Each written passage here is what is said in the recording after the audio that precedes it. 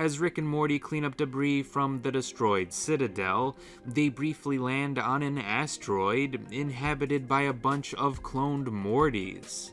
These clones were left over from when Rick sent all of the other Ricks and Mortys back to their respective universes back in the Season 6 premiere.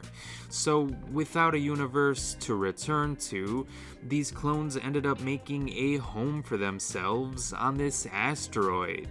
But the episode doesn't really spend time with our Rick and Morty, as it decides to focus on a lone Rick who lives with these cloned Mortys instead. And I really enjoyed it, especially since the story involved a couple of Ricks trying to rebuild the Citadel. Because I've always loved episodes that revolved around the Citadel, and given how it was destroyed several seasons ago, I'm glad that it actually made a return here, especially if it means we'll get to see more surprising Citadel stories in the future. But getting back to the story at hand, some cloned Ricks show up to kidnap some cloned Mortys and take them back to what remains of the Citadel.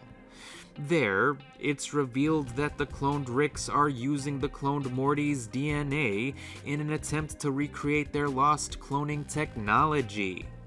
All of their attempts have failed, however, until the lone Rick comes along, and it's revealed that he used to be the lead scientist on the Citadel's old cloning facility. So the cloned Ricks offer the lone Rick a new job, and he immediately manages to clone his own Morty. Unfortunately for the clone Ricks, this new Morty ends up becoming a hulked out Morty who kills all of the Ricks.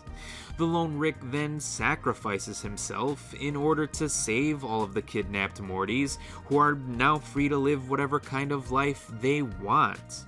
So I thought this made for a really nice episode. I do wish that the episode spent more time fleshing out this lone Rick's character, especially since his relationship to the cloned Mortys definitely felt a bit rushed, but that doesn't change the fact that I found his story to be a fascinating one. And I'm curious to see if his story will have a larger impact on the continuity of this series. I personally like seeing Tales from the Citadel, so I wouldn't mind seeing some of these cloned Ricks and Mortys again in the future.